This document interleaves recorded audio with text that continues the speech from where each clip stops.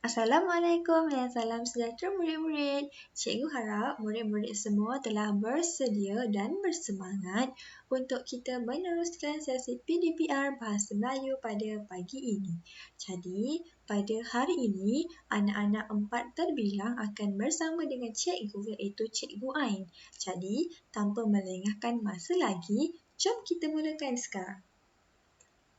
Baiklah murid-murid, sebelum kita meneruskan topik pembelajaran pada hari ini, suka untuk cikgu ingatkan beberapa perkara. Pertama, murid-murid perlu menyediakan buku teks Bahasa Melayu tahun 4, buku tulis serta kertas kosong, serta beberapa alatan tulis seperti pensel, pemadam dan pembaris. Tujuannya adalah untuk memudahkan sesi PDPR dan melicinkan tugasan yang akan kita jalankan sebentar nanti. Jadi, jom kita mulakan. Untuk pengetahuan murid-murid, sesi PDPR pada hari ini akan menggunakan buku teks Bahasa Melayu tahun 4. Jadi, cikgu minta kerjasama semua murid-murid untuk membuka buku teks Bahasa Melayu tahun 4 muka surat 99. Cikgu beri masa 1 minit dari sekarang. Baiklah murid-murid, jika murid-murid telah membuka muka surat 99, murid-murid akan melihat terdapat beberapa gambar di situ. Ada gambar bangunan-bangunan bersejarah di Malaysia. Cikgu Hazim serta anak-anak muridnya. Mereka sedang berbincang tentang gambar bangunan-bangunan bersejarah di Malaysia. Tetapi sebenarnya bukan itu yang ingin kita pelajari pada hari ini.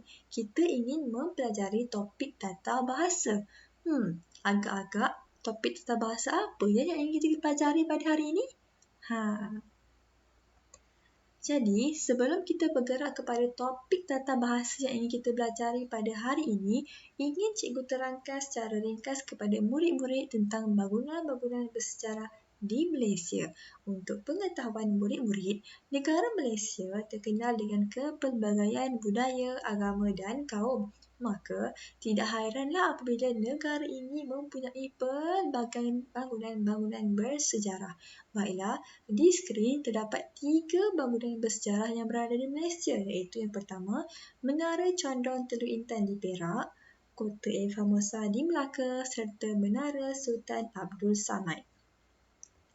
Jadi, murid-murid, sebenarnya pada hari ini kita ingin mempelajari topik kata ganda. Jadi, cikgu yakin sebelum ni murid-murid mesti pernah belajar kan tentang topik kata ganda ni. Tapi pada hari ini cikgu akan asah kembali pengetahuan kamu mengenai kata ganda. Baiklah, apa kata ganda ni sebenarnya?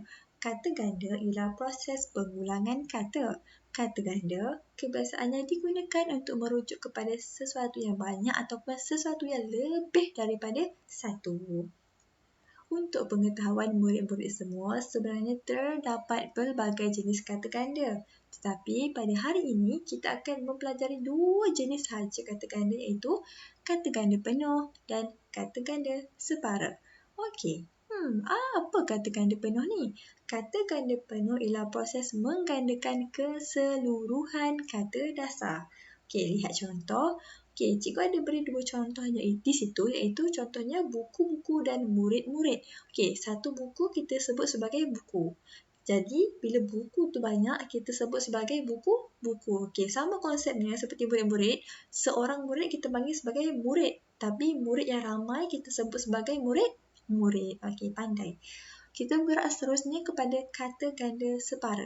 Okey, apa itu kata ganda separa? Kata ganda separa ialah proses menggandakan sebahagian kata dasar sahaja. Kalau kata ganda penuh, kita menggandakan keseluruhan kata dasar. Tetapi kata ganda separa hanya sebahagian sahaja kata dasar. Kata ganda separa terbahagi juga kepada 2, iaitu separa berimbuhan awalan dan separa tunggal. Kita lihat kata ganda separa berimbuhan awalan. Okey, murid-murid, jika kata ganda separa berimbuhan awalan ni wajib mempunyai imbuhan awalan di hadapan kata ganda tersebut. Okey, jika lihat kepada contoh, cikgu ada berikan 2 contoh. Bermain-main dan melompat-lompat.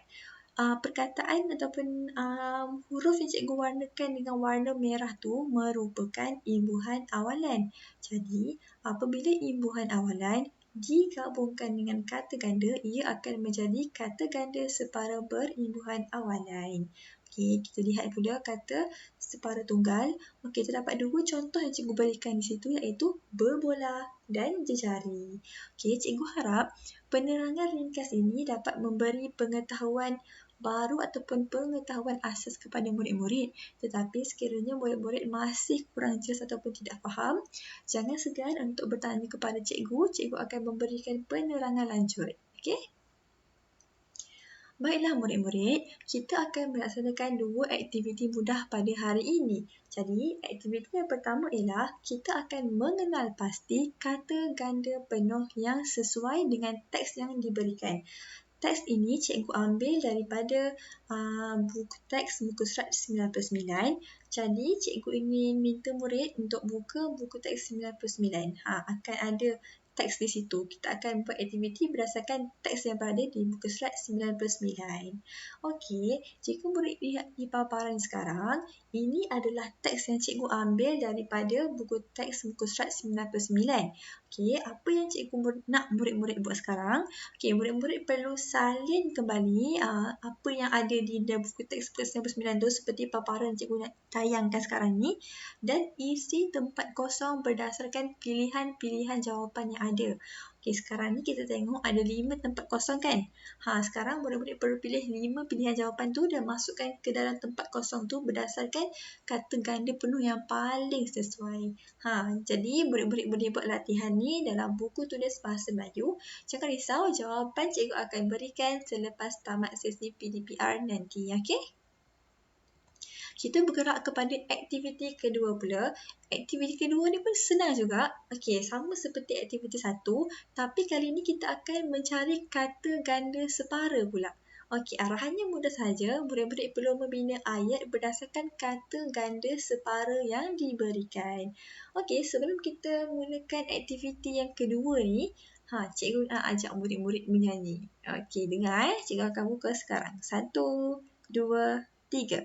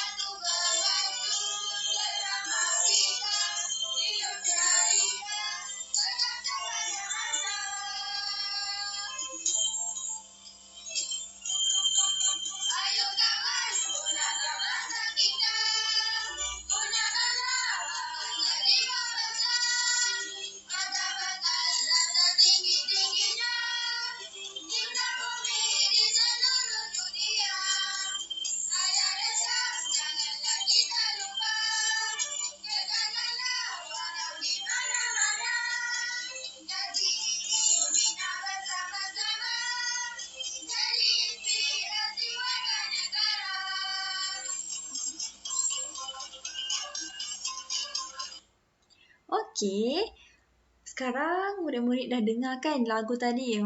Sedap betul. Okey, jadi jika murid-murid ingin mendengar kembali lagu yang cikgu tayangkan tadi, murid-murid boleh imbas kod yang tertera di bawah.